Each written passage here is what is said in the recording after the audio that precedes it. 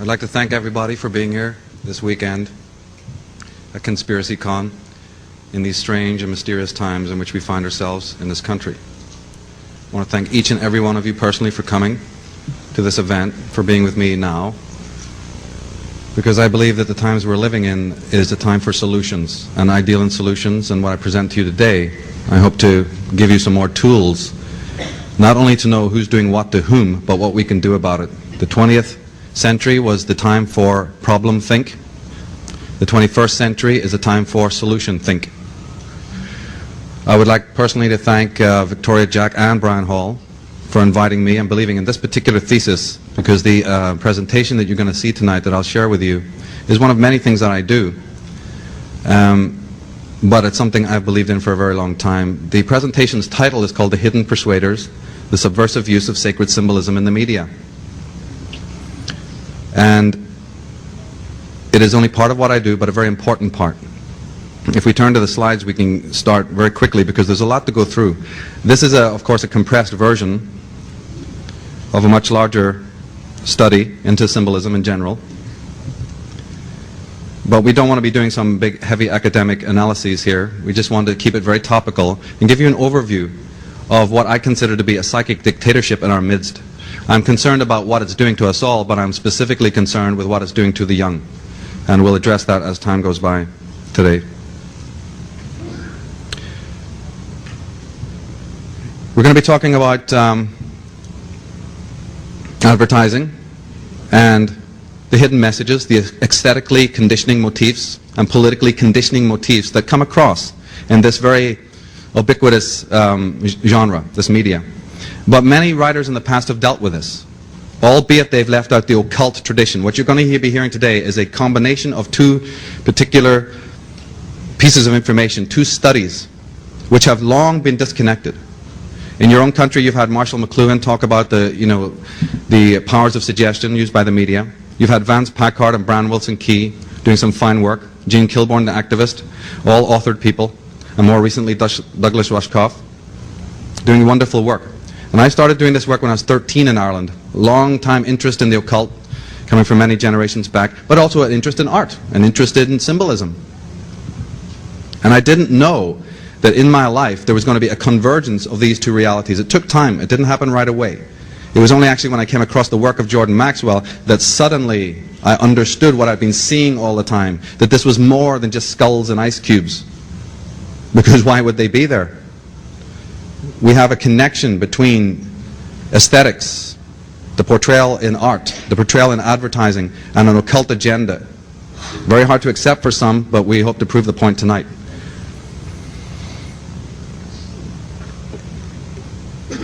The Western world in general, and America, is what I call symbol illiterate. What you're going to see tonight is a small window into a concept that I've taught for years, taught children especially, and it's just symbol literacy, which is learning about how the universal creator, or the universal presence, the universal intelligence, speaks to us daily. It speaks in symbols, not words. It was so important for the hegemonic authorities and patriarchal bastions to get us off the track of dealing with symbol literacy, that even in the Bible, at the creation of Christianity, before thou shalt not kill, before that edict in the Decalogue, you have this particular commandment, which is thou shalt not make for yourself a graven image or a symbol. It was more important to them than thou shalt not kill. And we're going to find out why. It has to do with the brain and moving us into what's called a left brain type of thought, a left brain type of cognition, a left brain type of expression, away from the right brain holotropic concept, which was more common to our forefathers. But thou shalt make no graven images. What are the ancient world covered in? What is Egypt covered in? Is graven images of God, graven images of divinity. It was absolutely natural to our forefathers to do so, to portray divinity, to portray the mysteries of being in symbolism. It became a very different edict in the Bible where it says, first came the Word. In the beginning was the Word. Well, I take exemption to that. I'm sorry. No, in the beginning does not come the Word of God. In the beginning comes the image of God. Or goddess, if you want to be actually pedantic about it. But let's leave that aside for now. I work with the tarot and the divination, which is the archive of knowledge, the Gnostic core of the great book of symbolism. The greater book of symbolism, the tarot, these are the main chapters. Anyone who wants to get symbol literate, because Mircea Eliade, Joseph Campbell, Carl Jung have gone blue in the face asking us to get symbol literate, to become aware of how symbols are used, because they take the soul up. By being aware of how symbols work, and art, and imagination, we evolve spiritually. But that which can also help you evolve can also help you devolve, can also help you be enslaved. So the tarot and these great ancient Gnostic canon truths that were laid down by our forefathers were done mostly in symbols, the richness of symbolisms, and we teach this. In the occult tradition, it is essential that people become familiar with the role of symbolism and numbers and vibration and so on. One little aside, but connecting very much to what you've heard in other days here, is an interesting fact that what they call the Bible, let's say the Old Testament specifically, the 5 books of the Old Testament, the Pentateuch, are based on the Torah. They'll admit that. You ask anybody who's in the know and they go, oh yes, of course we can accept that the Pentateuch originated with the Hebrew Torah. But what these people will die before they will admit or tell you is that the Torah originates from the tarot. We haven't got time to explore this, but this is irrefutable if you do your homework and go to the reference works. In fact, it's the same word. The word is identical. But the difference is that the Bible and the Torah are communicated in words. Right? Words. The tarot communicates in symbols. And that's where the big problem is. Because you can argue till the cows come home about a particular statement, because now you have a language barrier and you have an interpretation barrier. Well look, in symbolism, red is red, a sphinx is a sphinx, there's no argument about it. But when it comes to a written terminology, that's when the blood starts flowing. And that was the intention. In ancient medieval art, all the way down from the earliest times, we have symbols coming out of the occult world. We're finding them in the scriptures, finding them in religion. The crucifixion of Jesus, the crucifixion of St. Peter. The entire Bible can be decoded using aesthetic principles alone, or astrotheological motifs, cosmological motifs. The image on the right, for people who do not know, is one of the cards of the tarot, the hanged man. Well, didn't Jesus hang on a tree? Didn't Odin, in the Scandinavian myths, hang under a tree? Didn't Buddha get enlightened under a tree? Didn't Conan the Barbarian get crucified on a tree? I mean, we're seeing this motif all over the place. And science, which has always been doing catch-up anyway to what the mystics have been saying for aeons, but finally they're doing catch-up, and that's wonderful. They've just found that, in fact, symbols are important because, as you see here, it says that there are 240,000 miles of neural threads in the human brain, enough to stretch from Earth to the moon. On every micrometer of these threads, there exists 250,000 units of information. But this data is recorded only as pictograms, only as composite images, and not as words. That's right, the universal intelligence, our phylogenetic race memory of every experience that our forefathers have had is encoded in the brain, encoded in our DNA, in symbolism, in symbols, composite images. And today we find ourselves in a world replete with symbolism, images. We become deadened to it because it's so pervasive, in fact. We have the symbols of religion being denigrated by the corporate world. Powerful ancient symbols that we've associated with spiritual uplift are now being used for a different agenda. Jeremy Campbell, in his fine book, says, one important property of language is that while its symbols may be used to bring about physical results in the real world of substance, they need not be used for that purpose. Symbols can be decoupled from physical reality to a greater or lesser extent. Words are not deeds, though they often lead to deeds. Symbols can be manipulated to form new statements and expressions which are only tentative, playful, figurative. Symbols are at liberty to be a little irresponsible and experimental. Now that's a very loaded comment there. In 1835, we have the historian de Tocqueville, in his review of America, and in a review of the genres that were going on of his time, wrote these words. He said, I fear that the productions of the democratic poets may often be surcharged with immense and incoherent imagery, with exaggerated descriptions and strange creations, and that the fantastic beings of their brain may sometimes make us regret the world of reality. In 1835. You think that's old? Plato was doing the same thing in 300 BC when he warned about the artists, quote unquote, this has been misinterpreted by many scholars, but he just said that the artists, quote unquote, if they're given too much dominion over the mind, there will be a decline of civilization. I believe that he was aware even then of people who are still with us, still operating in our society today. Don't believe it? This is a quote. It says, "I think we are destroying the minds of America, and that has been one of my lifelong ambitions." You can read for yourself who wrote that. They're happy to tell you what they're doing. Well, here's the results of their fine work.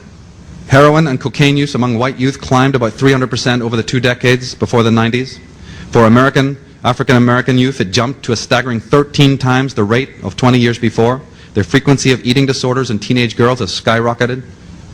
You're going to find out why. While any of these problems in isolation raises no eyebrows, taken as a group, they are barometers of a sea change, a new kind of toxicity seeping into and poisoning the very experience of childhood, signifying sweeping deficits in emotional competences. But the other side, they say, oh, kids love advertising. It's a gift. It's something they want. There's something to be said about being in there first, about branding children and owning them in that way. And in boys advertising antisocial behavior in pursuit of a product, that's a good thing. In 1990, compared to the previous 2 decades, the United States saw the highest juvenile arrest rate for violent crimes ever. Teen arrests for forcible rape had doubled, teen murder rates quadrupled, mostly due to an increase in shootings. During the same 2 decades, that should be, suicide rate for teenagers tripled, as did the number of children under 14 who are murder victims. Douglas Rushkoff, in his book Media Virus, says children's television and MTV are, in fact, the easiest places to launch countercultural missiles. The more harmless or inane the forum, the more unsuspecting the audience. I highlighted MTV there for an interesting point. One of the methodologies that these individuals use in their corporate logos is based on the phoneme system. If you say the word as a mantra to yourself, MTV, and say it quickly, MTV, MTV, empty TV, empty TV, empty TV, empty, empty TV. Ever seen any kids that watch MTV? They look pretty empty to me, wouldn't you say? Well, that's what they were being told. The great philosopher and theologian Erasmus said, "The main hope of a nation lies in the proper education of its youth." The others are saying to the children, forget it. Questions are a burden, and answers a prison for oneself. Let us take control. Stop thinking. It's too much of a bother. We'll take care of you. So the experts are saying what is at stake is nothing less than the next generation, particularly males who in growing up are especially vulnerable to such disruptive forces as the devastating effects of divorce, poverty, and unemployment. The status of American children and families is as desperate as ever. We are depriving millions of children of their competence and moral character. Look at just the terminology there. We are depriving millions of children of their competence and moral character. Not they, but we. Esquire magazine said kids won't even find out how much their values have been perverted until they hit the high school. And Douglas Rushkoff says we have come to expect hidden messages in our kids' television. But this story of manipulation goes way back and has occult roots. Anyone who's done their homework knows that one of the groups that operate behind secret societies, it was the Fabian Society from Oxford University. It was founded by Sidney West, who again is very happy to tell you what they're doing. He says to play on those millions of minds, to watch them slowly respond to an unseen stimulus, to guide their aspirations without their knowledge. All this, whether in high capacities or in humble, is a big and endless game of chess with ever extraordinary excitement. Well, we got them. They're called the media, but they've been around longer than television, because the word, in fact, if you study it, goes back to Medes and to a place in the Middle East, not far from where Libya is now, called Media. And in Media were the sorcerers and the astrologers Not necessarily negative people, but a tribe, a very adept cult from the ancient world who specialized in the use of talismans, amulets, mantras, and sorcery. And the kings of the world knew that if battle hadn't worked, or if legal means hadn't worked to get rid of an enemy, or you didn't want to be known that you were getting rid of your enemy, you simply called on the Medes. And you bring the representative of the media in to your court, and he'll take care of the problem, because he's going to put the spell on your enemy, the hex, because they know how to do it. And that's where we get the word Mediterranean, mediation, meditation, and medication, the medics. Study this alone, and a whole interesting subject will open itself up. Because we still have, you see, the sorcerers and the voodoo and the witch doctrine. We still have it. Only it's now the techno-shamanism. It's the silicon sorcerers. It's the ivory tower witch doctors. And they're still very busy at what they're doing up on Madison Avenue and behind the other great corporate giants who are only too happy to tell you what to think. Not how to think, but what to think. Ursula Franklin, she says, I picture the reality in which we live in terms of military occupation. We are occupied in the way that the French and the Norwegians were occupied by the Nazis during World War II, but this time by an army of marketeers. We have to reclaim our country from those who occupy it on behalf of their global masters. Interesting terms there, interesting phraseology. Well, these individuals, they do go back a long way. And they have understood completely your psyche. They've had generations, centuries to study it. Their type of sorcery involves different kinds of techniques, but it's still the same effect. Telehypnosis, metacontrast, hemisync, synesthesia, embedding. New names, new terms, but for a very old, well-known practice. To get you into groupthink, into subservience. To get you to embody dialectical divisions of which there is no end in our society. To fashion your allegiances for you. To implant associations that your mind might not normally associate. To purvey escapism, rampant escapism, and projection of fantasy into reality. To inflate false personas so that you don't have to be you. You can live it out through the person on the screen. And the excessive eroticization, especially in regards of the female. What we're talking about today has enormous consequences for the women of the planet to find their power again. But just one point, just that little anecdote there, we talked about the endless dialectical divisions. Are you aware of how many there are? And that they're crafted based on a very set agenda to pose one party or one group against the rest. We could explore that alone. We could do a whole seminar on just that one thing alone, of the dialectical divisions that are created in our society. And there are many even in the intellectual academic world, in the function of our own senses and the function of our own biology. And the two that we'll only be able to really touch on today is actually the last ones, liminal or subliminal. We'll be trying to focus more on that. But as I said, this is a very deep subject. We don't have time to go into anything more than an overview. And I would love to get into the whole concept of the lost language of symbolism and do a deeper work on this subject. But that time will have to come. Right now we just have to keep it very topical and accessible. Not only do we have those divisions, but we've got a very, very important tripartite division that these media sorcerers use on us. It is the simple division between the three kinds of intelligence that we have. Most people think only in terms of mental intelligence. No. We should know that there is also body intelligence. Your body is an intelligent, vibrant, living thing. Completely self-contained intelligence there, cellularly. The mind, of course, we're familiar with. Overstated in our culture to an unbelievable degree. But then there's the heart, the intelligence of the heart. And they know how to send signals and coded messages to each of those kinds of intelligence. When you think they're talking to one, actually they're talking to another. And vice versa. So it's kind of hard to track it. It takes symbol literacy to know what they're doing. Who is the enemy? What tools are they using? They're happy to stimulate you in various ways. They're happy to take things away from you down through the centuries for thousands of years and then replace it with things you don't need. They're happy to make those associations for you that we see on billboards every day. Well, did I give them permission to do that? Did I want to see their artwork facing me or on the sides of buses? I didn't give them permission to talk to me, did I? But they're doing it. Somebody has taken a right off of me. So they're busy telling us what I'll get from them. Things I don't need. Everything. Convenient, smarter, faster, happier. Is that right? But they don't tell you the side effects, do they? They don't tell you about the disassociation, the dysfunctionality, the kids, the teens who are jaded, addicted, bipolar, suicidal, delinquent, sociopathic, institutionalized, possessed. You're literally climbing over people. They used to call it possession in the old days, you know, when the Meads took care of you, or the local witch doctor did his piece on you. They used to call you possessed. Well, we are still possessed today. Actually, if you ask any churchmen, they'll tell you that the rate of possession has gone up since the advent of the television. Oh yeah.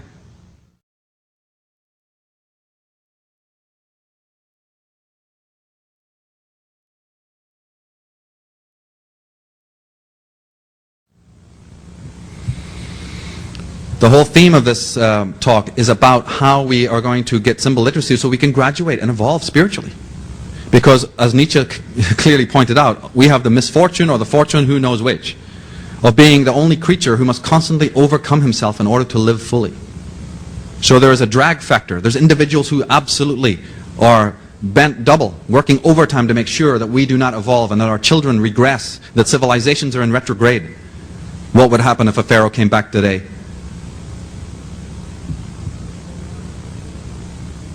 And some of the techniques that they use in this psychic dictatorship are words, symbols, colors, rhythms, light, movement, mudras, which means hand positions, gestures, which have been used for aeons as means of spiritualization, used by cults, infused with mysticism, are now being used on us for quite an opposite agenda.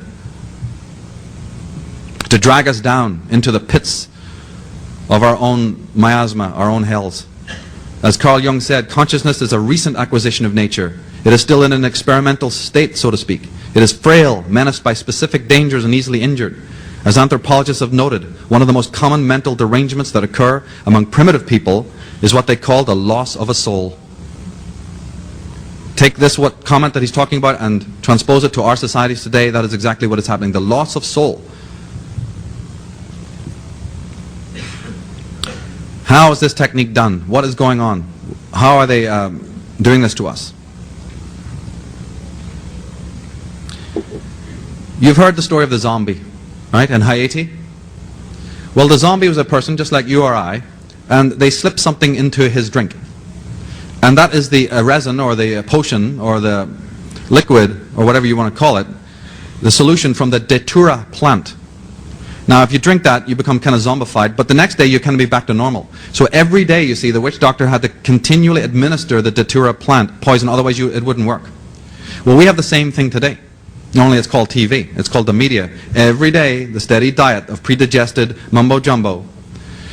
And it really reminded me of this wonderful movie called The Devil Rides Out, in which the satanic characters, and he's busy hypnotizing somebody. He says that your will is leaving you, slipping away, and you are beneath my influence. Though your eyes are open and you seem aware, you are in fact asleep. Your faculties dormant, your ability to act and think subservient to my will. That is the agenda. The consequence on the grassroots level is that we are running around shopping malls, busy spending and buying and being busy with all of that. 6 hours a week. 6 hours a week the average person spends shopping, as opposed to 40 minutes a week with their children, and then we wonder why we got problems. Research has shown that in the first few milliseconds of your perceiving something, we do not only unconsciously comprehend what it is, but we decide whether or not we like it. The cognitive unconscious presents our awareness with not just the identity of what we see, but an opinion about it. Our emotions have a mind of their own, one which can hold views quite independently of your rational mind. And the demographics have changed since even the 50s of how much change there's been by the advent of the media. The word consumer actually comes from consumption, and it didn't mean anything good. It actually meant to pillage, to desecrate, destroy, and if you know, consumption was the term that was used when you had tuberculosis, when you couldn't breathe, when you had no life force. The consumer.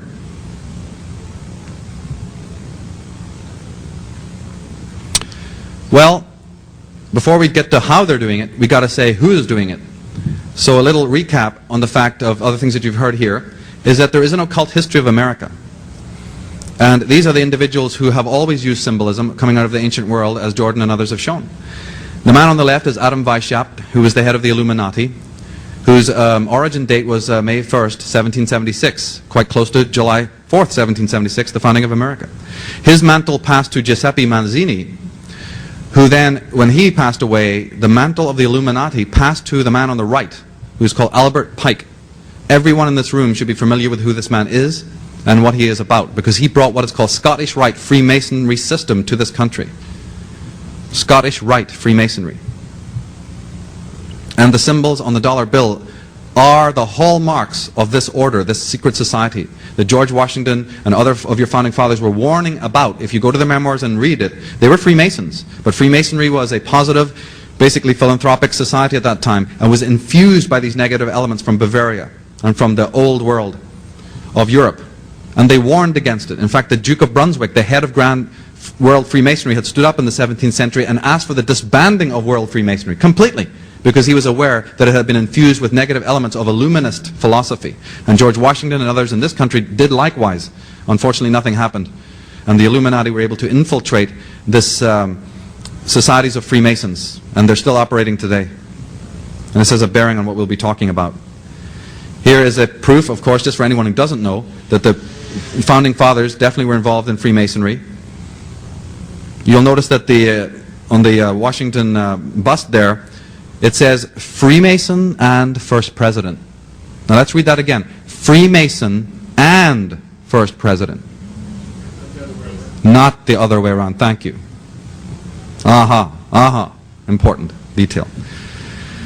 To go into Masonry, endless story, can't do it, haven't got the time. But the point is, just the word alone, just my innocent fascination with words and terms that these individuals use. M-A-S-O-N. If you actually draw a hexagram on the pyramid, you will find that that actually inscribes. It's been in front of you for many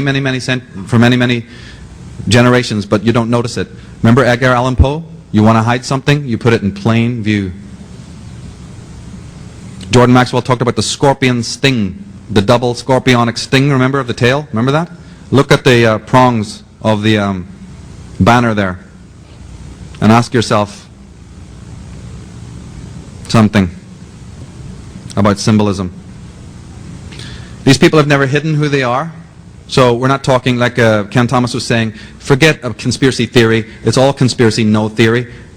Here you have it. At the G8 summit, G8 summit, peak, summit, you have all these fine fellows sitting around a round table, which is of course coming from the Celtic mythologies of Arthurian legends, with a pyramid in the middle. Here's Mitterrand of France, Bill Clinton of America, Blair, a bunch of other criminals, I'm not aware of who they are. And here's Larry, Moe, and Curly. You think they're all from different parties? Think again, simple dialectics, they're all in the same gang. I'm preaching to the choir here, so we'll not spend too much time on that. But you see, what we have to understand is that the girl next door gets involved too, or what they put before you as the girl next door. Are people who often have, as Arizona Wilder will only be too happy to tell you, long associations with fraternities and secret orders. Again, the pervasiveness of occultism right in the face of people if they only know where to look. The tarot cards. Nothing negative about tarot cards, nothing negative about the occult, but they're using it. In the cards, in the tarot deck, the major arcana, card number 4 is what we call the Emperor. It shows a king sitting in a marble throne with a stern countenance. Now wait a minute. If you go to Washington, D.C. and look at the Lincoln Memorial, what do you see there? Most statues of presidents are standing, aren't they? Or they're a bust. Isn't there something peculiar about that symbol? Where do you think they got it? It came from the tarot. It has occult origins. The very symbol of the Lincoln Memorial of the great president sitting in the chair with that type of countenance has an origin in the occult. One of the symbols that should be well known, pretty generically known, is the famous handshake of the craft members. And in corporate logos, you'll see this constantly. I can only share with you a very small amount of the work that I've been doing since I was 13, but I'm sure that the point will be made that when you look at these ad copy again, or billboards, you'll start to see these associations and understand more what they are. Oh, I'm sorry. I didn't know how that one got in.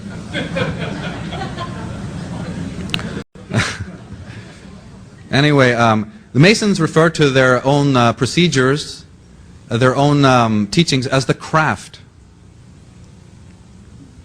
If you get into studying the, Jordan Maxwell has labored for years to discover the occult roots of government, big business, and religion. Big business, yes. Even the big businesses, they're not the rags to riches tales that have been put in front of you where individuals make their money on the white market. The white market makes up a very small amount of the money that's in the world. Let's start studying the black market, not as has been put before you, a bunch of drug-dealing gangsters on the side of the streets. That's not the black market I'm talking about. It's the occult underworld, where the main trading and wheeling and dealing of the world is done, where you can get anything for any price. Well, when we look into that, we'll find that there is, again, occult origins, and behind these big businesses, the franchises, the corporations, hopefully we can prove a little bit today that there is an occult origin. You've seen the pyramid, and a pyramid basically has three sides. Because the number 3 is very important in Freemasonry. Very important. In fact, if we look at it, we find that the number 3 is sacred, and it is the reason why it has been incorporated into so many areas of religious and secular life. We have the economic world with its first, second, and third worlds. We didn't create that, but yet there's the terms. We have the main political parties. We have social classes, calling us upper, middle, and lower. Well, I didn't think of myself as anything like that, but here we are. We have these terms made for us by social critics, sociologists. We have the competence levels in sports. We've got the levels of matriculation. We've got the branches of government, the legislature, the armed forces even, and the courts. 3 divisions, always 3. It's a very important number to look out for. In your Senate, there's 3 tiers high.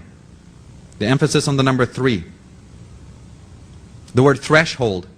The Masons talk about the entrance to all temples, cathedrals, and churches being called a threshold. That means thrice hold. One of their gods is called the thrice great, Hermes.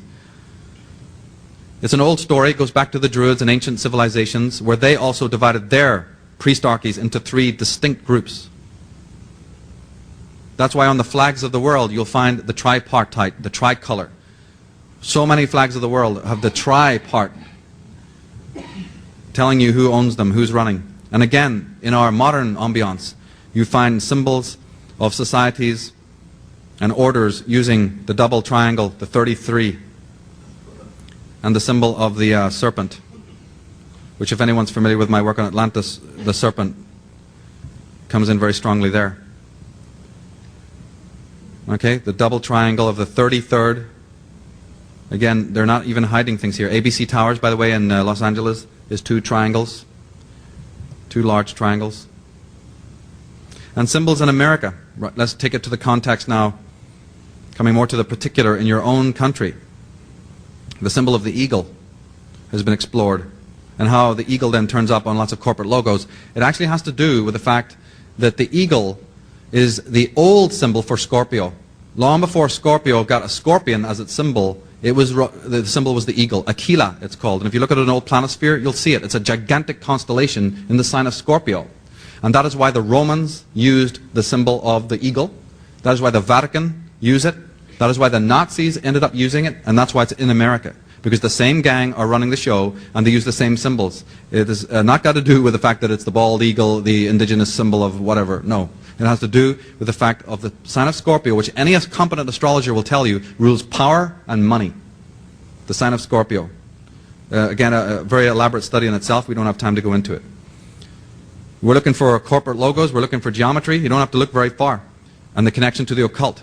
The pentagon, and that shape is suggestive of many things, actually was designed by a high priest in the Ordo Templi Orientis. That's a secret society from Germany, and who was a very close friend of L. Ron Hubbard. There's a big connection between John Whiteside Parsons, who was an advisor to the military, who was also involved in a very high-level secret society called the OTO.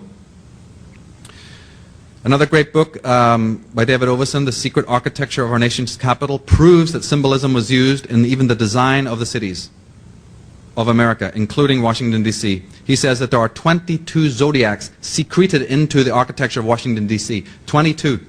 And hundreds of other astrological symbols. But 22 zodiacs secreted into the architecture of Washington, D.C.? There's only 4 in London. If you go around London, there's 4. But there's 22 in your own capital city.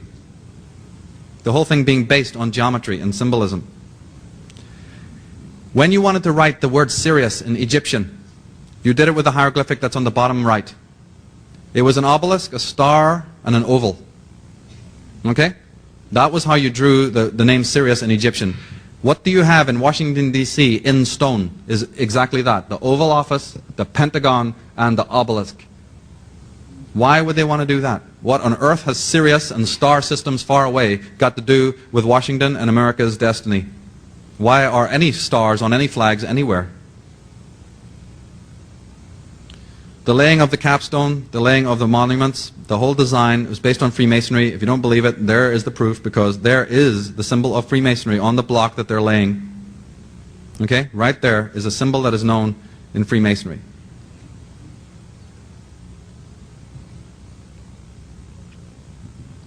That symbol that I showed you is referred to as the compass and the rule.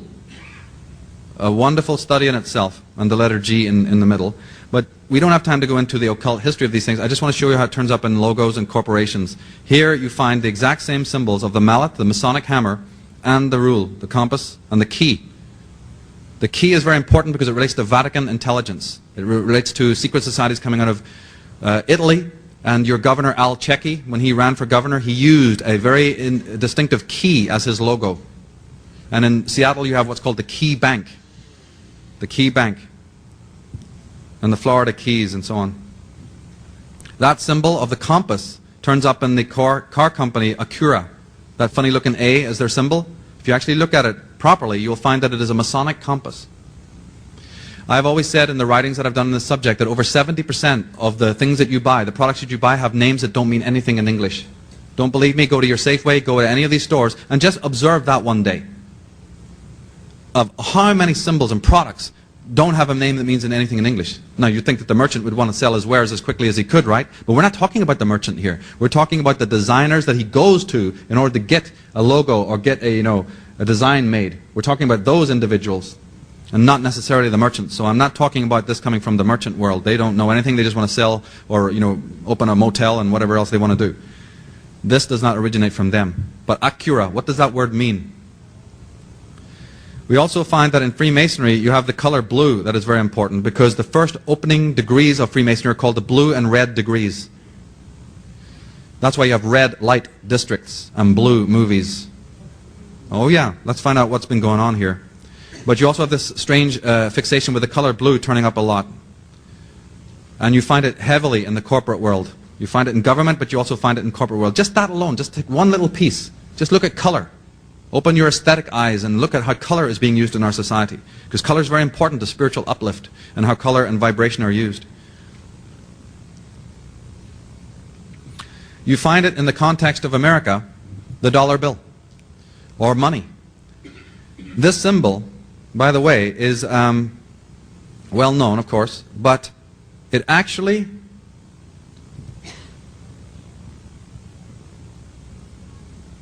is the word Isis, the goddess of the moon, concertinaed together in a designer fashion. That's what it is, because this is not a symbol that's new, by the way. This symbol goes back many hundreds of, 20 or so thousand years into Egypt. This symbol that you have for money, of the great S of the serpent and the two rods, representing the goddess Isis, who is the goddess of the moon. That's why coins are silver, gold, and bronze, representing the sun, the moon, and the earth. Just like the medals that you get at the Olympic Games. There's a reason why they have those colors and why money is only in 3 colors. The sun, the moon, and the earth. Another Masonic motif is what they call the floor of the house. It's basically a checkerboard. You can go into any Freemasonic lodge and you'll see it. The checkerboard. There's George Washington standing on it. It's one of their seminal motifs. It's also why you see it on the hats of the police. They're literally, and they wear blue, don't they? The blue robes. And the checkerboard is found on the hats of the police because they're just officiating for the system, for these fraternities. Don't believe it? Here's the Los Angeles Times. Do you remember the FBI investigations, federal investigations into the corruption in Los Angeles? They're still ongoing, but started a few years ago. Let's just observe this little article that I found. I think it was Jordan, you picked this up. 2 sergeants are among those to be charged in alleged planting of a gun to frame a suspect, sources say. More charges are possible. These 3 policemen had, interned themselves in a house and were not giving themselves up. But let's look what is said here. According to one source, district attorney officials do not plan to give the three an opportunity to surrender authorities today. Right, so no leniency for the three cops who are the bad guys. They're going to be arrested, the source said. They're not part of the brotherhood. They're not part of any fraternity. They're going to be arrested like anybody else. I didn't write it.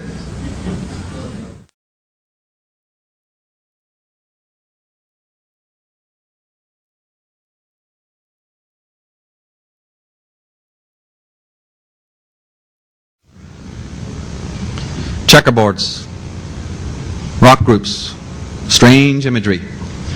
It's been pointed out by the people in the know. Let's just take this one for a moment. I'm not making any comment about the Beatles, let's leave that aside, but just the imagery, let's study with educated eyes the symbolism. This is a procession to a funeral. John Lennon is God, he's wearing white. Ringo Starr is the sexton, or the presiding priest, who dresses in the black cassock. The gravedigger the actual corpse is Paul McCartney, that's why he has bare feet and a suit, his best suit you get buried in, you know what I mean?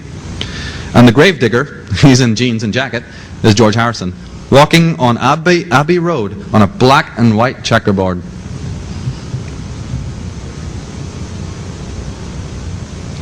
Checkerboards, Chevrolet, corporations using the checkerboard. Would that sell you on anything? Why would they choose that logo? So there we have it. They are the chess masters, as Sidney Webb pointed out, and that's how they consider us. They consider, as he is saying, that it's just a game. It's just a game, so we need to know the rules, don't we, if we want to play the game with them. The double cross that you see here, you see the knight wearing the cross of Lorraine, what's called the cross of Lorraine, on the checkerboard. And you see that Exxon are also using that double cross, and many other corporations use it. I've had to edit this a lot, so you'll see this double cross a lot. It's from the province in France called Lorraine, and it's also called the Knights of Malta Cross. You might be interested to know that Martin Luther King, who was shot in Memphis, was killed in what they called the Lorraine Motel. They leave tracks, for those who know. The double cross. But one of the all-time most pervasive symbols is of Freemasonry and the Templars is the cross and the crown. They like it because it signifies the means of operation, their modus operandi of how they've gained their power, through the two forces of religion and monarchy. State, you see, and religion. The cross and the crown, or crown and gown, as we call it over in England. Two forms of slavery. Here on California State in Hayward, their magazine here, you'll find it replete with double crosses and pyramids and Masonic symbols, a globe and so on. Here's the Knights of Malta cross of the Knights of Columbus being used, and you'll find that is an ancient symbol going back to Samaria here. You see that? And this is Celtic from the Picts in Scotland. You'll see the Malta cross. What's now being used as the Malta cross has very, very ancient ancestry, as does the swastika and the serpent. Many, many thousands of years old. Turning up in all sorts of weird places. Wait a minute. First it was the ancient Picts of Scotland, and now we find it on the flag of the Nazis. Here it is, the Knights of Malta cross, and the 3 oak leaves. Remember the number 3 being important? The Knights of Malta cross. There we find it on the crown of the Queen of England. So what's the connection between the British royal family and the Nazi party? I don't know. Maybe we should look into that. You find the red cross, or the cross on lots of areas. This flag on the left is the flag of the Sovereign Military Order of Malta. But you find a very similar motif on Switzerland and for the Red Cross. And in other areas as well. Oh, what's this then? Anybody open a book on the Templars, you know, the Crusades, and you'll find that they wore the white with the red cross. And here you have a serpent eating a man. A very old motif, by the way. So let's just again emphasize that what is old turns up in the new, because the connections between what is going on in our society and its history many thousands of years ago is of seminal importance in all of this. To understand the times that we're in, we have to look to origins as well. and look at the symbols and how they're being used. Here's a drink, a company came out called Sobe. But Sobe is a play on words. It's an Egyptian word to do with the god of the underworld, Sobek, the crocodile-headed god of the underworld that represented the lower appetites. A word that doesn't mean anything in English, Sobe. Here we have the Knights of Malta cross, the red cross on Xilinx Corporation. Who is running them? And the strange name, Xilinx, where did that come from? We have the symbol of the Knights of Malta cross. It was also called the Black Sun. And we have it turning up on the Arco symbol, which is again the same image of the Knights of Malta cross, just turned it a little bit to the side. And the word Arco again means nothing in English, and it doesn't stand for Atlantic Richfield Company and all of that. What it is a Latin word. It comes from the word archon. If you add an N to the end of it, it comes from the word archon, which means fallen angel. Arco means fallen angel. If you are familiar with my work on Atlantis, that will mean something to you, those who've read that book. Another one of the symbols is the dove. How holy, how wonderful. Well, it's not Christian. It's another symbol of secret societies, because in Spanish and in Italian, the word for dove is columb, right? That's why it's the Knights of Columbus symbol. The Knights of Columbus, or the Knights of the Column, use the dove as their symbol. Anybody get out the James Bond movie, I think it's For Your Eyes Only, one of the terrorists there, one of the assassins, is called the dove, and he wears the symbol. Yeah, you'll find this. And you find the symbol of the dove on the maces of the Queen of England, and that's where you get District of Columbia, Columbia Records, pictures, British Columbia, Christopher Columbus. Where do all the drugs come from? Happen to be just from Columbia. Why? Because there's somebody called the Knights of Columbus purveying them from that place, and only too happy to let you know that they're doing it. And you may have heard about a place called Columbine High School, the place of the doves. Well, anyone who's done their occult homework knows that the Cagliostro's Egyptian rite, one of the great occultists from the ancient world, was called Cagliostro. He invented a Masonic rite called the Egyptian rite. And you need to know about this because it said it involves a virginal boy or girl as an oracle or even priest. These virgins were known in Masonic circles as the Columns, the doves. They were sacrificial. Columbine High School. We've heard a lot about it, but we haven't heard about the ritual side of it too much, connecting to these old Masonic rituals. The owl is a symbol of the Bohemian society, but it goes way back to the cult of Minerva and Lilith, the goddess Lilith. And the owl is on the dollar bill. Hidden away in the right corner of the dollar bill is the symbol of the owl, because it goes back again to ancient secret societies. One of their symbols is the Tudor rose. The rose is a hallmark of secret societies. Nothing evil with a rose, it's just who's using it and what for. You'll find it copiously used in the imagery of the Grateful Dead. Bob Weir of the Grateful Dead is a member of the Bohemian Society. You'll find it on corporations that have long ancestry. And on tech companies, .com companies, you'll see the use of the red rose, and you'd wonder why the association. Here it is a corporate ad for Viagra. An interesting word, that, if you get into it. It actually means the blood royal, or it means the river of blood, because that's your libido. They're giving you this product to raise your libido, and using words that mean that. We have all of the different cosmetic companies here around the symbol of a flower. See that? These are all the famous companies, indicating to you that they come from one source. The number 322 is important in occult circles because it's the lodge number of the Skull and Bones Society from Yale University. Why they use it is, there's many interpretations depending on who you are. Since these people are so involved in symbolism of astrology, not the astrology that's put before us today commonly, but a different kind of astrology, this relates to actually the spring equinox, okay, which is 321, March 21st and 22nd, when the sun, which is their great symbol, rises on the eastern horizon on March 22nd. That's one of the reasons why they use that. And the skull comes because these individuals were originally part of the pirates, what are known as the pirates, or the men of fire, who were sent out by the agents of the British royal family to colonize America. They weren't just a bunch of swashbucklers like you've seen in the movies. No, these were agents who were sent under the high seas to colonize countries like America and to annihilate through disease and war anybody that stood in their way. And they did a good job. And their ancestors then opened the Skull and Bones fraternities and the other occult fraternities that are here for the education of their own children. And they even call themselves the Men of Fire, or the Pirates, Pyra. And have the Skull and Bones symbol, which is the pirate symbol, because that's how they came here. And the number 322 is used if you look at the movie Enemy of the State, when the protagonist looks at his watch as the feds are busting in at the end of the movie, when Gene Hackman and the main protagonist are trying to leave. He looks at his watch and you'll see the letters 322. In James Bond movies you'll see this. If you're looking, you'll see that number used a lot. And here in Nike, you see in the flames, this is a Nike logo. Don't ask me what it means, but you'll see, this is just one example. I have to be brief, but there's many examples of this.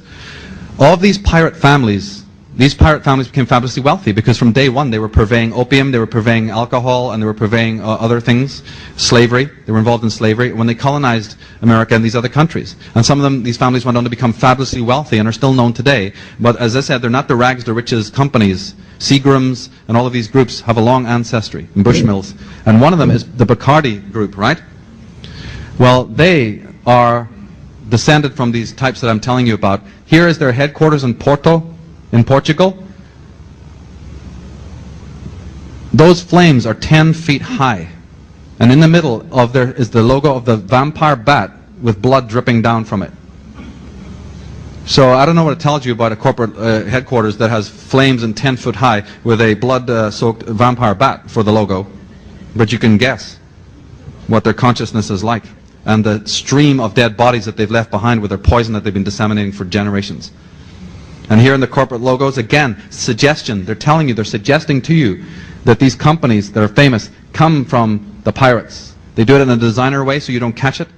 But if you know what is going on here and the symbols that are being used, they'll be too happy to tell you about the sun and who they are and the pyramid and the fact that where they have got their money and what they've been into and who they've been denigrating. One of the ancient symbols of these societies is the claw. I bring this up because you see a lot of motifs that look like corporate logos. You know, these are pretty much, you see these generically on banks, right? Look again. Do you see how that is a claw of a tiger or a bear? Because that's what it is. There's ancient societies called the African Order of the Tiger, of which your FDR, Roosevelt, was a member of an order called the Ancient Order, the African Order of the Tiger. And their symbol was the claw marks. And you'll often see a claw like that surrounding the earth. Because these secret societies believe that that's what they're doing. That they are, in fact, gripping the earth. Owning the earth. 666, everybody's into it. Can't spend too much time on it, but there's a lot of symbolism in the whole concept of the 666, the 3 sixes being used in corporate design. Here's the old company gateway before they changed it to a black and white cube. They used to use the 3 intertwined 6s and talk about gateways.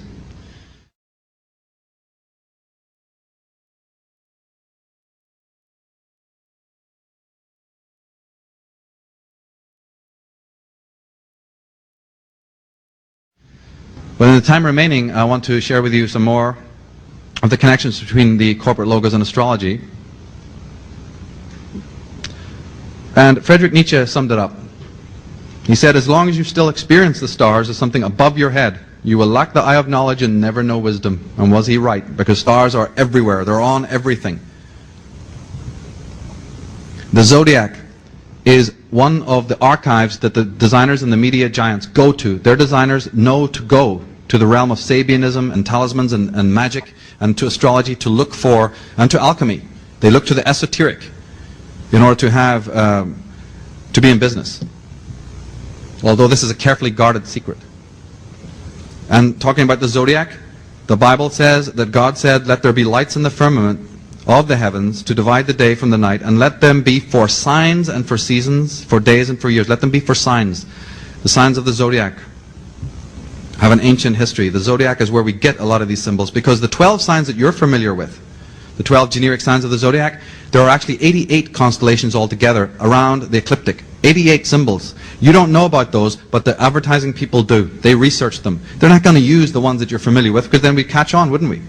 So they use the other ones, or they'll tweak or change things around. I'm going to give you some examples of how they do that. But cities, as I said, were based on zodiacs. Here's Paris, divided into the 12 divisions, coming to the central arch with a phallic symbol in the middle. From the heavens, you have the constellations. They're not physically up there, it's just observation. But from there came the great symbols of the lion, for instance, and the crab from the night sky. The first theater of mankind was the night sky, which he could draw the pictures of his mind. And lots of these logos, lots of these symbols that we recognize as astrological symbols, nothing negative in them, but then they turn up in the corporate world, as we'll see in a minute. Stars on flags, all over the place. One of them, if you're into this, by the way, if you have a plan to go on and do any of your own marketing in any field, it's very important to know what they do, because what they do, you can also do. You can take your power back and use the same motifs, but use it for positive reasons, proactive reasons. Know, just very basically, that in astrology, there are 4 signs: fire, water, air, and earth. But the corporate people mostly use the fire signs and the earth signs, because fire has to do with energy and libido and will to power, and earth signs have to do with money, materialism, and ownership and assets. So just even using astrology as a, what you call, a hermeneutic of understanding how corporate logos are used is very important. And then you can start using it based on your own chart, for instance, or the message that you're trying to get across. Using the 4 elements is a very handy way of doing it, because it involves colors and different other kinds of techniques that you can use. Here's a good example of how stars play a role. This is considered the bear, which is the generic grizzly of America, of California. No, it's not where the symbol comes from, because the red star in the corner gives it away. The bear that they're talking about here is Ursa Major, the bear, up there. And the star is the pole star that the bear turns around. So what you have there is an astrotheological motif disguised in another way. Very, very well disguised, as a matter of fact. For years, down through the centuries, the bear, the 7 stars were called the Magnificent 7, or the Shining 7. The 7 planets, even, if you want to look at it. The 7 planets in the heaven, the 7 lights, which we find turning up as archetypes and stereotypes everywhere. Just observing how much the simple symbol of the sky is used in corporate logos as a backdrop is very important. The sky. Here's the symbol for Leo, astrological symbol for Leo. This is the astrological symbol for Virgo, the sun moving into the constellation of the Virgin. Virgo is where you get the Columbia Pictures symbol from. This is the ancient symbol of Cancer, the white horse, before the crab. Anybody here a Cancer? The star sign? Yeah, some of you? Right. Well, before you were given the symbol of the crab, your ancient symbol was the white horse, or the unicorn. That's why you see on royal heraldry that symbol. So the white horse is a symbol of Cancer, and so when you see the sun behind the horse of Tristar, it just represents the sun in Cancer. It's an astrological motif. And the Virgin is Virgo, with the 12 stars in her hair, or the crown of 12 stars, the zodiac.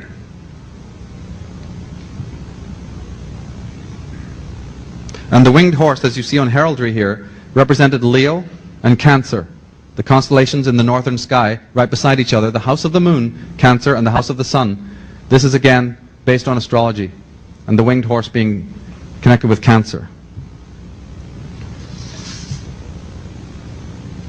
In Merrill Lynch, you have the symbol of the bull, which obviously is very clear, relates to Taurus, which is an earth sign. You see how earth signs, Taurus, represents money, ownership, finances. So you have a financial company here using an astrological symbol because they know what it means. Sagittarius. Anybody here a Sagittarius? Star sign Sagittarius, yeah. Your symbol is used as a horseman, right? With the bow and arrow. Here you find it. Look at the solar symbol on the bottle is already made like the sun, because Sagittarius is a fire sign. Anyone who's a Sagittarius knows that they're a fire sign. Here's the lady with the bow. One of the latest Cadillac advertisements, literally on television, showed a person firing an arrow down a street, and then came the car. Using the bow and arrow motif, you'll see it a lot. It relates to the sign of Sagittarius. What I'm talking about is not the normal astrology. They're using different kinds of associations.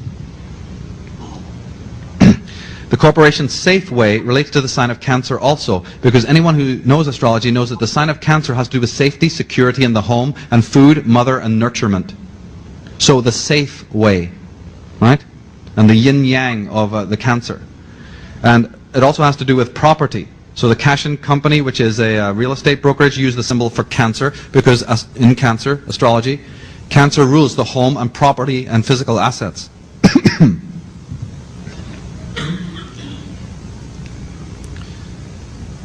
Remember we said that Freemasonry is the blue and red degrees? Right? The opening degrees of Freemasonry are called the red and the blue degrees. You'll see a lot of those symbols around. Here is the Cancer symbol again.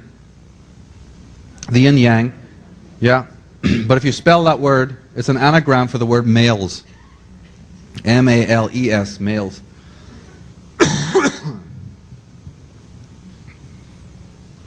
You couldn't have astrology without 4 cardinal points or 4 stars in the sky through which it becomes all possible. So you'll see a lot of corporate logos using this forester or 4-star motif. When you ever see the word forester or these motifs, realize they're talking about astrology and the 4 cardinal points, the equinoxes and the solstices. You'll find the Mars, the symbol of the planet Mars. Anyone in Aries knows their symbol is Mars. You'll find it on Volvo. Volvo is the Scandinavian take on the Scandinavian word for vulva, which is the female opening. And Mars is the phallic symbol of the arrow. Kron, K-R-O-N, is a Bay Area television company, comes from Kronos, which means time. Arista, a word that doesn't mean anything in English, actually relates to the constellation of Virgo. The most bright star in the sky is called Spica, but Spica used to be called Arista. So Arista Records, that relates to Virgo, the sign of Virgo.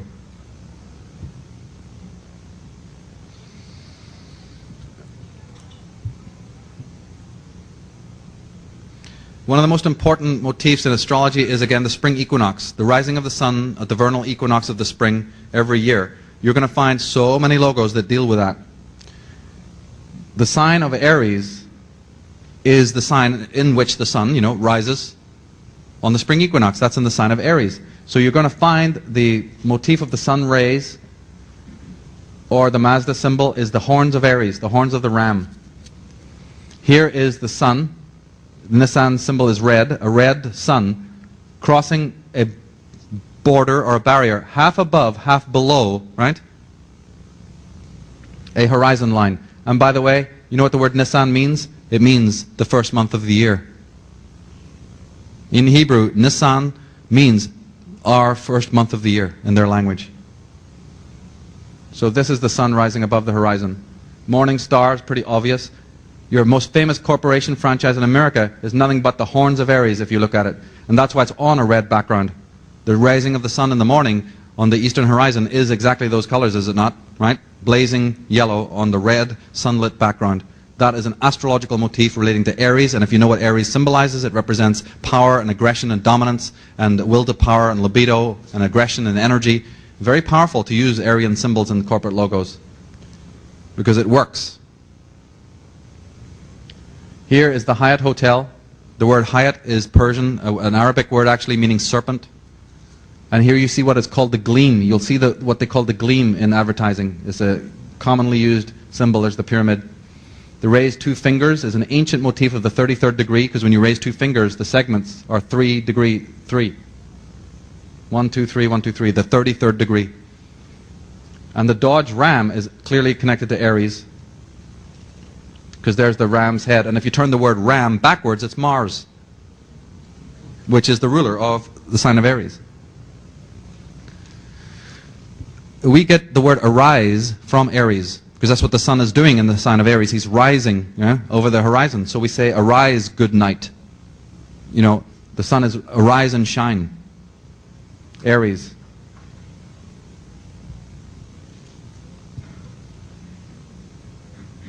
The sun is one of the most pervasive of all symbols in this particular thesis. You'll see the symbol of the sun all over the place. You know what Mazda means? Mazda is not Hebrew. Mazda is Persian for the first month of the year. Nisan in Hebrew means April, March and April. Well, Mazda means exactly the same thing. It is the first month of the year when the sun rises on the spring equinox. And you'll see constant motifs of this, the sun rising, corporate logos that represent the sun. Jordan Maxwell was saying yesterday that the very word on means light. And you'll always see this word highlighted, just like it is here. So many logos use the word on or on, highly lit in some way or defined, and the symbol of the sun and the pyramid.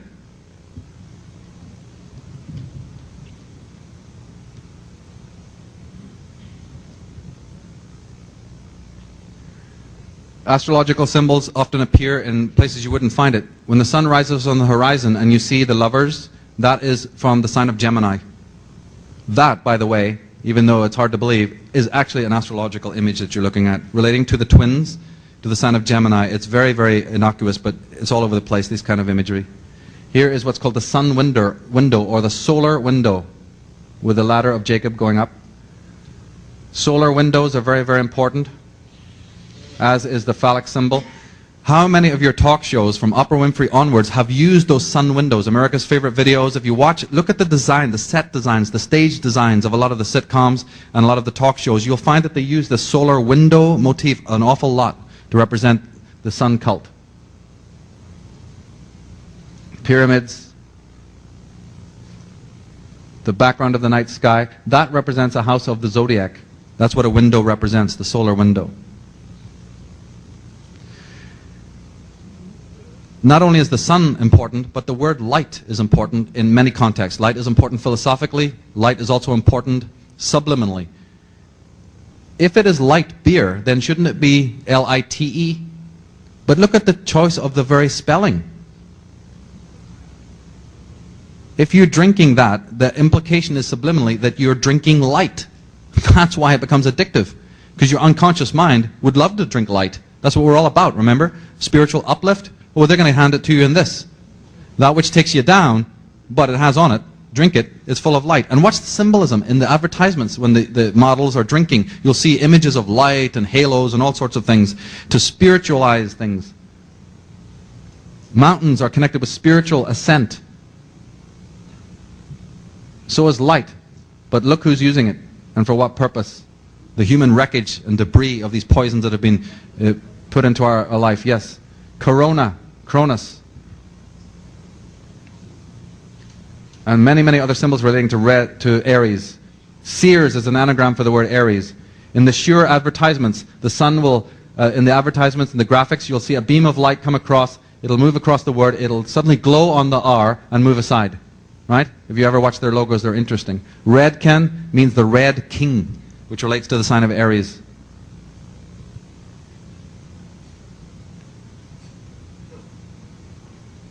Anybody in here Capricorn? One obvious thing that I really have studied a long time is what they call positioning. It's another aspect of this. In our societies, they actually design the franchises to look like churches. Some of them, if you go into Taco Bell, if you go into Kentucky Fried, they have the turret. Kentucky Fried even has the little turret that we associate with religion. What burgers, French fries, and Cokes have to do with spirituality, I don't know, but they think it does, because you see, they've taken us down into the appetite body. So, some of these banks even are designed that way. When you walk into some of these places, notice that they even have a portico. Some of them even have stained glass windows on the franchises. Next time you go, just take a look at some of these places, the Ben Franks, the Ringer Huts, and look at their design. That some of them are like Shinto temples, others are like Western temples. The 7-Up, we just talked about what the 7-Up are. What are the 7-Up? Are the 7 lights in the sky. They're up there, 7-Up. Or the chakras. Play on words. Union 76 is, of course, Union 1776, when America was founded. But in 1776, July 4th is in the sign of Cancer. So America is born under the sign of Cancer. That big golden ball that you see floating above the stations, what is it? What is the big ball that rotates in the sky that's all orange and gold? This is the sun, right? So they're already telling you there that this is the sun in Cancer in Union 76. But Masonry, people into Masonry are very smart. They use a lot of codes and cryptic analogs. If you take the number 76 and put it on a clock face and know what you're doing, you'll find something interesting. 7 o'clock is actually 6:60, is it not? Right? Just think about it for a moment. Follow me. 6:59, 6:60. plus the 6, and you have 666. I'm not stretching it, this is the way they work. Words that don't mean anything in English. The word Pepe, or Pepsa, or Pepsi is a very, very old word. You've heard of the devil, you've heard of Satan, right? Well, the oldest cultures in the world is the Egyptian. And if you go back about 25,000 years, the word that they have for the adversary, the word that they use for Satan is Pepsi.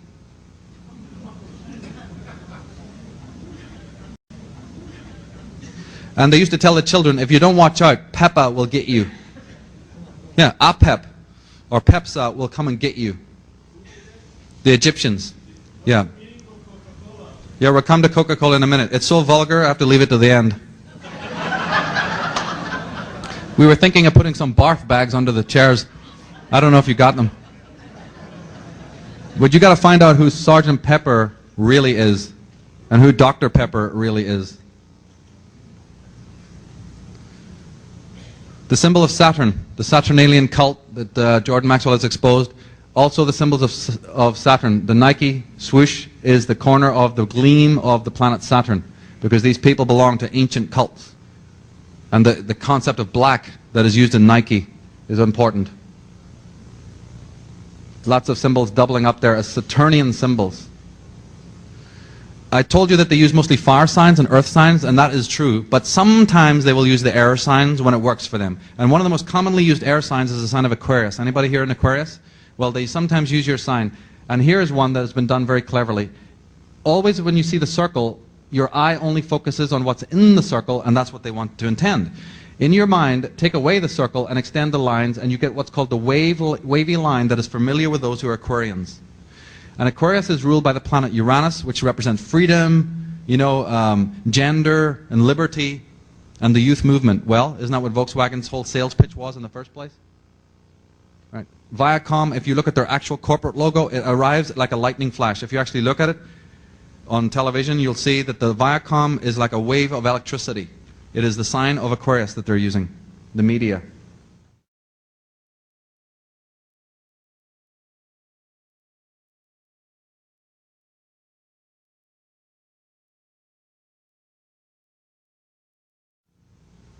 We talked about the pyramid. It is another, you know, constantly pervasive symbol. All over you will find the symbol of the pyramid.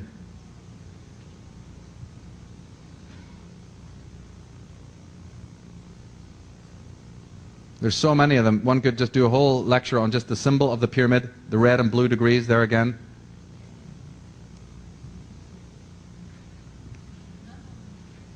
The missing capstone and the pentagram. Symbols like this, for instance, of the awards. I find it interesting that the American Business Awards are using the pyramid. Oh yeah. And you'll see a lot of this. I mean, obviously you've seen images like this of the ascent to the sun and the sky and the background, and the 1, 2, 3, 4, 5, 6, 7 steps. Lots of symbolism there. You'll see things like this that your eye will not focus on until your higher mind sees the sun and the steps of the pyramid. Microsoft, start here at the bottom of the pyramid, go up. These people are interested in pyramids and technology. Here's beer, Keystone beer. Don't have to belabor the point, because Jordan was pointing out yesterday what Keystone really means is the top of the pyramid. Here is absolute, using the pyramid, the sphere, and the obelisk.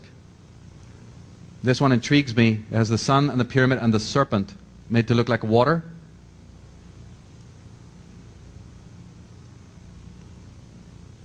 Right, beer. Who owns the beer? Who owns the alcohol companies? A whole study in itself. It goes back to the pirates, but it even goes back before that to who runs these poisons. Right? The tax-exempt Knights of Malta and the Knights Templar, who were tax-exempt, were the ones who opened the inns and the taverns and the bars. It's a whole interesting story, and why those bars and taverns in England are called strange occult names like the Green Dragon and the horse, and you know, the white horse or the black horse and the rose and the crown. Ever wondered about those strange names, the plough and the stars, and why they're called arms? Anybody gone into England, you'll know that taverns are called arms, implying that it was a military order that opened them to poison the people of the world that go down there at 5 o'clock and sit there till 12 o'clock complaining about the government and drinking their brains out, nothing gets done. That was the intention. The dissemination of poisons in our society, sugar, tobacco, alcohol, you name it, vaccinations, fluoride, is a study in itself. Is that why they call it the malt? Possibly. Very interesting that. Yeah, we want to maybe look into that. Terminology, I love it. Words, that's how we have to start thinking. Symbol literacy. Look with the eyes of children again, the right brain. Don't let a thing slip by. In one of the great stories by Conan Doyle of Sherlock Holmes, when Sherlock Holmes was trying to talk about his technique to Dr. Watson, who couldn't get it, he said, I'll sum it up this way. He said, when you come to Baker Street to visit me, you come up the stairs every day. How many stairs are there, Watson? He goes, I don't know. He goes, you see, but you do not observe. That's all it's about. In the Bible it says, having eyes ye see not, having ears ye hear not. It's time to start watching them. Madonna, the Illuminati pyramid on her back. Camel, the Illuminati pyramids. And the man, see this? See the leg? You see how that's a human being? There's his face looking out this way. There's his chest and his arm. There's a human being there. Yeah. You have to, we could spend some time, but unfortunately we don't have it. We'll get a packet and look at it. And by the way, anybody here familiar with sacred geometry? The idea of the phi ratio and the golden section? Cigarette boxes are actually designed based on the golden rectangle. So just holding them has a therapeutic effect. Not in a good way, but in a negative way. That's one of the selling pitches they do. Not only there's opium in the tobacco and all of that. Yes, there's lots of things to create addiction, but these people are very adroit. Even the ratio of how the lid to the rest of the box and how it's opened and the arousal that comes with that. But you can use the same techniques for your own healing. These are for your degradation. Go and measure your beds at home. If you have children, discover whether their beds are based on the phi ratio or not. Because these companies that make the beds for you and the children's cots make sure that they're not based on sacred ratios, so you have restless sleep. And so you have nightmares. Chuck them out the window and do it right. Make your own beds, make them based on sacred geometry, and watch what happens to your life patterns and your sleep patterns, just from that one thing alone. Courtney Pine, Illuminati symbolism. Who runs KinderCare? Big question. Better find out. Look at their symbol. Oh yeah. Wonder why children go missing? I wonder about it. Swedish bank using the eye on the pyramid. One of the most powerful ancient symbols of Freemasonry, one of their specific most sacred symbols to them, right? The one they don't want to tell you about a lot is what's called the double ashlar, or the double cube. It's a well-known symbol to Freemasons. If you, in your mind's eye, look at this chevron symbol, word that doesn't mean anything in English, you'll find that that is a cube. You see that in 3 dimensions? Is one cube sitting on another? And it's red and blue, like the red and blue degrees. Here it is again. The 2 cubes. The 2 cubes. The cube. Look out for this, the triple or the double cube. These chevrons, don't you find them also in the military as the chevrons? You ever wonder why those stripes were there? Private, corporal, sergeant? No, 1st degree, 2nd degree, or 3rd degree Freemason. That's all it means. Anybody who served in those forces knows you can't get very far unless you want to start shaking some hands, right? The double cube and the world. What does that symbol mean otherwise? I mean, what is it? It's a double cube on its side.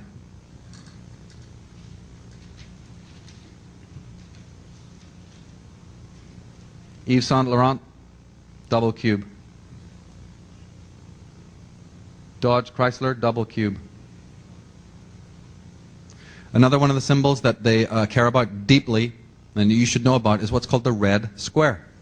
Why do we say we get caught up in red tape? Why do they cut the red tape, you know? Or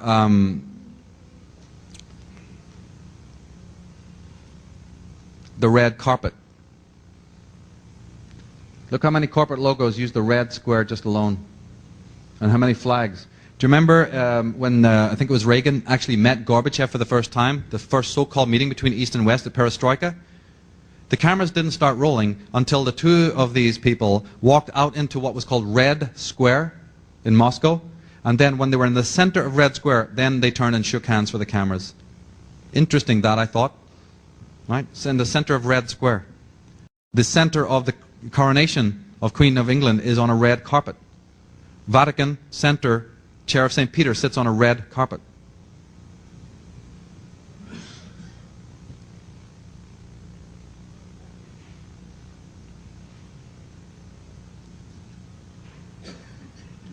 The letter E is very important. We'll come to letters a little bit later on, but the letter I want to stress to you right now, as in usage, is the letter E. It's the fifth letter of our alphabet, because in ancient occultism, and even in modern occultism, E is very important because it represents the fifth essence, or the quintessence.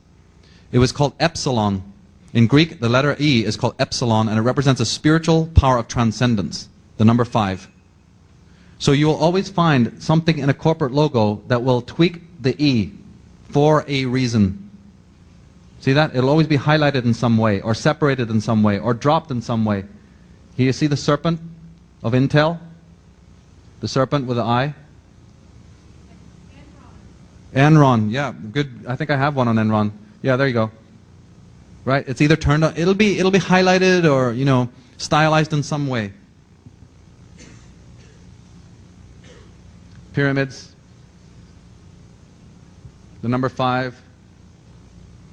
So many groups use the 5 and the symbol of the sun.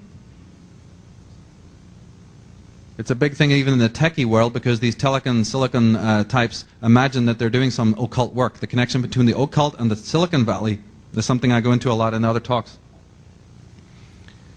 Look at the magical symbols.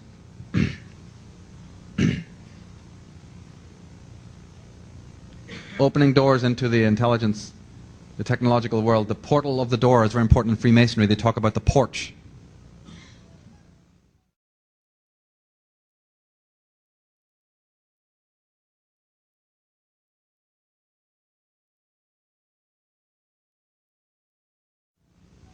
One thing that I find really pernicious in advertising is this simply the degradation factor, the demeaning factor that how animals are used, and how children are being portrayed. Not as children, of course. And how women are being portrayed. Here you have a symbol where the word coke, somebody was asking about the coke. It's an Egyptian word, and it relates to the male genitalia. Let's be polite about it. The ancient word for the male genitalia in the Egyptian was coke, or K-U-K, which is used as slang today, isn't it, for the male member? Right? It's an old Egyptian word. Look at the positioning of the model, where she's holding it.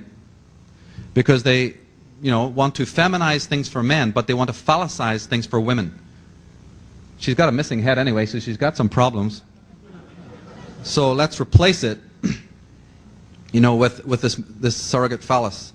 That's why it's called the real thing. Here's another woman with some problems. She's got some head problems here. This word is interesting. The company's name is, CTEX. Cetus is the Latin word for the vagina. CTS. Often just in very innocuous shots like this, you'll find something weird about the posture, the limpness, the submissive, the simulating, flaccid look of the female is used a lot, which in itself is pernicious. The fact that there's something skewed about the imagery. Or they'll use the vamp. A lot of this we know already, I'm just going over it. The idea of the tramp, the vamp. This is Salem. And the incredible vampiristic look of this is outrageous. And also the fact that there's dismemberment involved. And then we wonder why there's serial killers running the streets who are only too happy to tell you in court, I hear voices, I'm possessed, I can't help it, something's talking to me. Yeah, they've been telling you, why don't you listen? Who are the guilty ones? Question of gender has been exploited greatly. wonderful sacred imagery of androgyny, which is the ultimate goal of all spirituality and all magic and all divination and all alchemy, is what we call androgyny. Not at a genital level, but at a spiritual level. The unification of the male and the female inside of you. That was the object of religion, that was the object of occultism originally. They don't want that. They want gender dysphoria now. They want to harden the masculine and weaken the feminine. So they play on these ancient mystical things. That's their job. They're not there to sell you products because they were millionaires in the first centuries of our period. In the early parts of this millennia, these people were already owning the world. That's only an ostensible concern to them. And that's where they get the money from, and that's why they advertise so heavily. They're into the cult of imagery, the cult of symbolism, to make sure that you are disassociated from your source and that your children are delinquent on the streets of the world. And that nature is subjugated. The androgyne, shown in symbols like this, or let's take a physical example where you've seen the guy shaving, the shaving ones where he's looking in the mirror. Very interesting how they use specular dynamics. You're looking through a mirror at a man who's shaving. Then the model, the female, comes up and looks in the mirror towards you together in an image like this. You're looking at your TV screen. That's a filter. No, you're looking through your eye is your first filter. Right? That's a lens. Then you look through the TV screen. Then there's the camera that's taking the photograph of the models. Then there's the mirror in the actual scene. All these, what they call mirror, specular dynamics, representing the filters of your own consciousness. All of this goes into making a single advertisement. And so the two bodies wrapped in one. You know? Or the strange mudras, the arms, the position of the arms, and the male and the female focusing in your mind. That can be done very beautifully. That can be done in great art, like in Jean Cocteau, or the end of Francis Ford Coppola's Dracula movie, where the two people arise into the dome, you know, at the end as one being. That's a very spiritual rendition of that concept. But it can also be done to drag you down, or to sell you some product based on a very high spiritual motif that attracts your soul, but it's toothpaste or something. So what? I love the art. I think the graphics are wonderful, and I think that the people who do it are extremely skilled. They are the Michelangelos and they are the Leonardos of today, but they're not using their talents for the uplift of mankind. Unfortunately, they're taking it down. When you see the female model, the female, the goddess, the priestess, the empress, in the center of balloons or anything like this, balloons relate to the semen, right? Balloons relate to the semen. So she is the ovum, the cauldron of all life, and the balloon motif, that's even why you set off fireworks at Christmas and fireworks at the New Year. They represent the fire of the male, you see, entering into the dome of the night sky. There's all of these ancient motifs. So the little balloons with the thread on them, right, in miniature, are representing the male seed around the female. There's a sexual motif. Your unconscious mind perceives it as that. Ancient motifs from the Bible, from religion, right, which are gender orientated. To sell you some damn apples or something. Eve and the apple, temptation. Oh yes, and the wonderful advertisements that proliferate about what men want. Okay, Chanel for men. Here is the vesica, the opening of the female, and the C, the two C's of Chanel is 33. Right, the third letter of the alphabet, 33. There's a lot of symbolism in here. And the female opening. And A-N, by the way, right in the middle there, is the ancient word for the heavens, for the goddess of the heavens, An. Look at the positioning.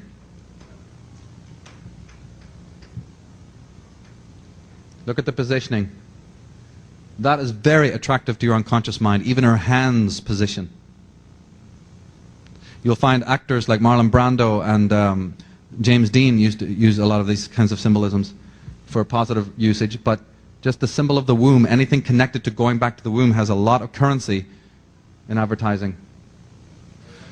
Yes, perfectly, good example. Fila, let's look at this one and another twist on it.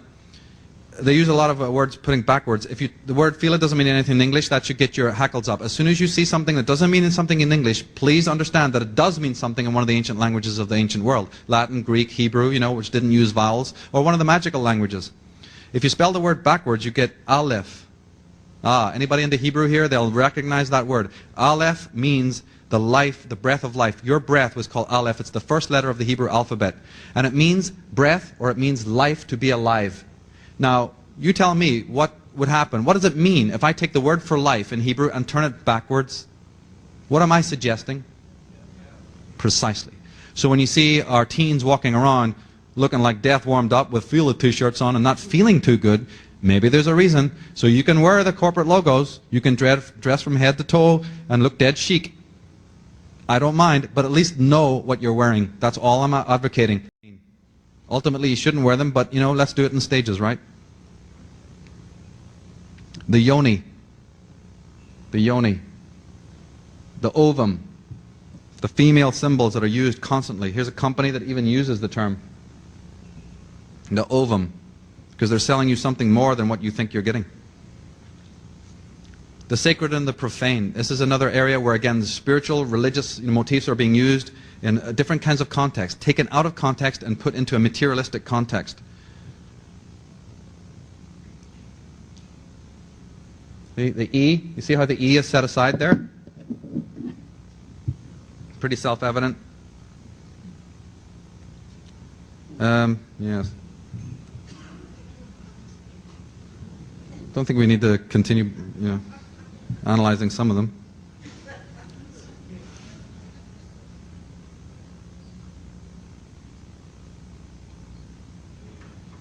That word is naive. It's the anagram of the word naive, because they want to associate water with purity and innocence.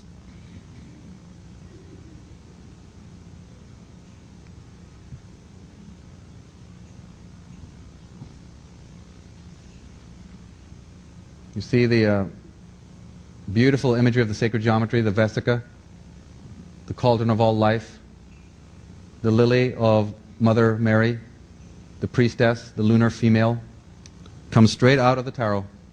All the symbols are there, if you know what you're looking at.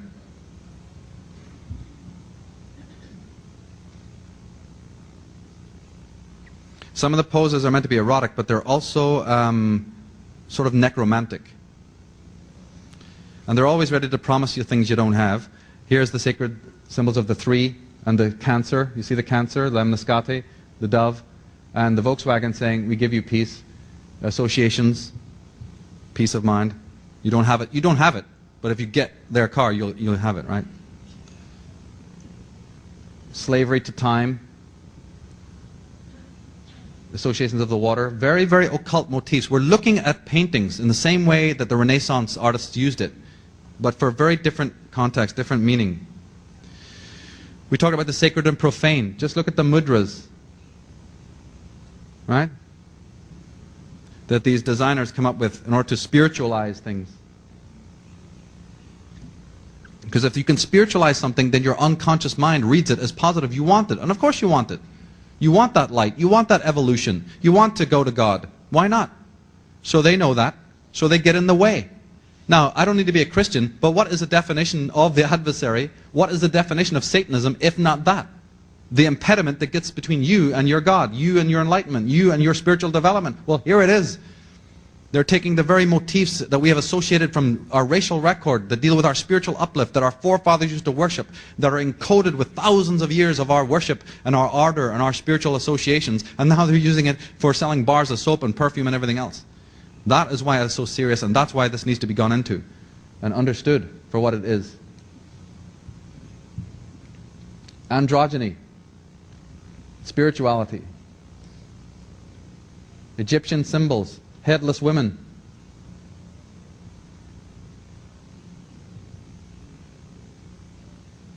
We'll come to a close by looking at some more of the usage of letters. Of all the 26 letters, advertisers know that the most important letter is S, because of its association with sex and success and serpents and the sound. It's the most subliminal, and hypnotic of all the letters. And you put S into anything, and your mind pays attention to it when it's on a product.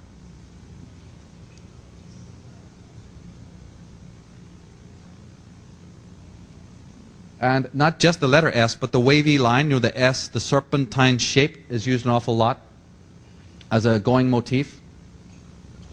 Want to know why? Remember the Isuzu, the two S's? You always wondered probably why they've played on that particular, why they only use those letters to mess with and not the other ones, you know, for instance, if you pay attention. Well, here is from a wonderful ancient book by Valentinus Drayton, and he gives the whole game away. He says here that the word S-U-S, or sun, the sun behind the sun, was once anciently written S-U-S, just like that. So again, remember, this is not new. He's saying this is not new.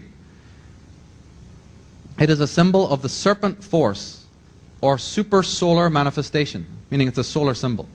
The S-U-S denotes involution and evolution, the descent of the serpent force into matter and the return upward through evolution. The serpent solar disk is often seen on Egyptian monuments like that, S-O-S. Letters of the ancient alphabet were keys unlocking the originating causation and manifestation of all things. The SS or ZZ, same thing, symbolically used, which is what we're talking about, are interchangeable. Often the SS on sigils and talismans, and now we're talking about corporate logos, are suggestive of serpentine, evil influence and denotes a sign of black magic upon others. 19th century authors. Before corporations even were existed, before advertising was ever done. Now you find the same motifs turning up in our data space, in our living space. The letter X is another one of the great letters of power because it's the X and Y chromosome. When they want to sell something to a male, they'll feminize it. When they want to sell something to a woman, they have to masculinize it. So X marks the spot, is how you feminize something for males. So you have the phallic bottle in the middle of the X, the chromosome of the female. The ovum and the X. The O is obvious because it's the female ovum, and the X is the X chromosome. And just to highlight it, there she is.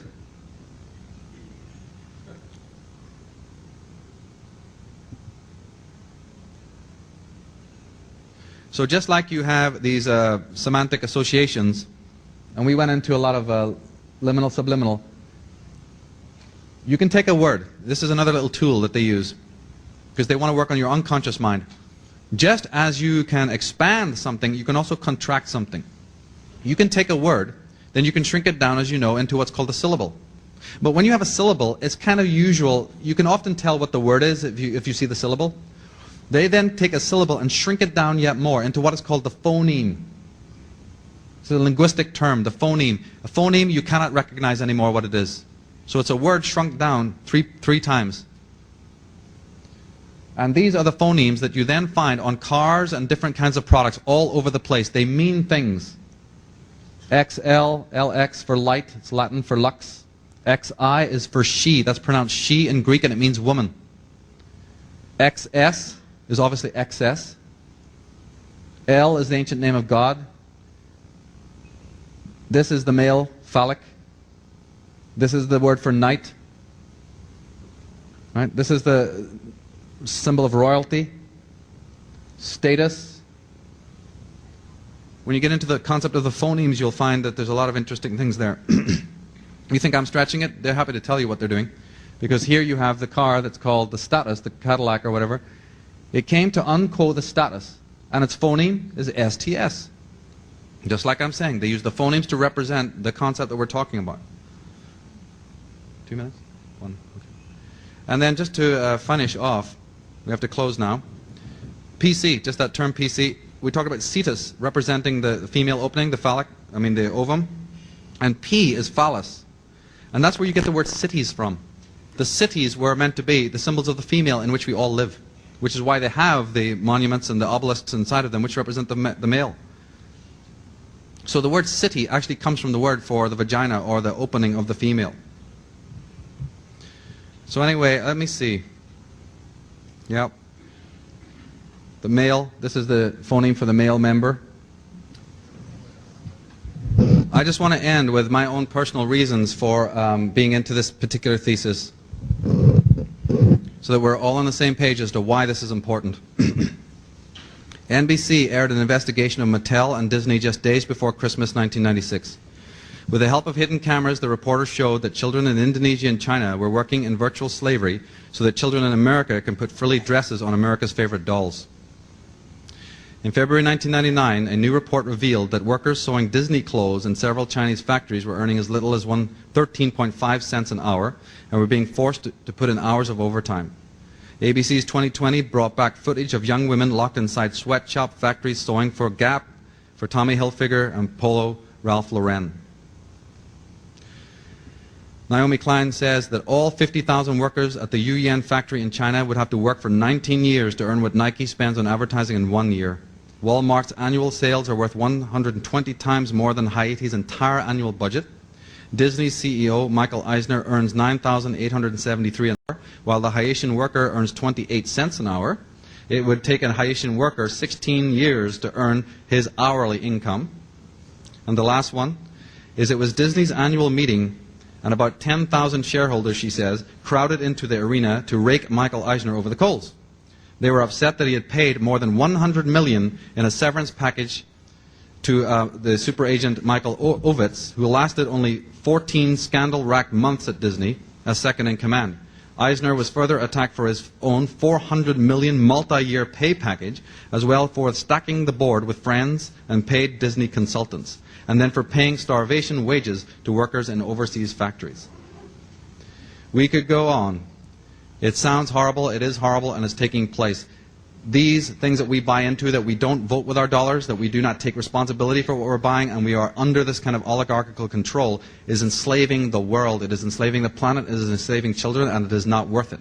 That is the particular reason why I am interested in this thesis. I want to thank you all for being here with us and for putting up with my tirade. You know, lovely to see you all.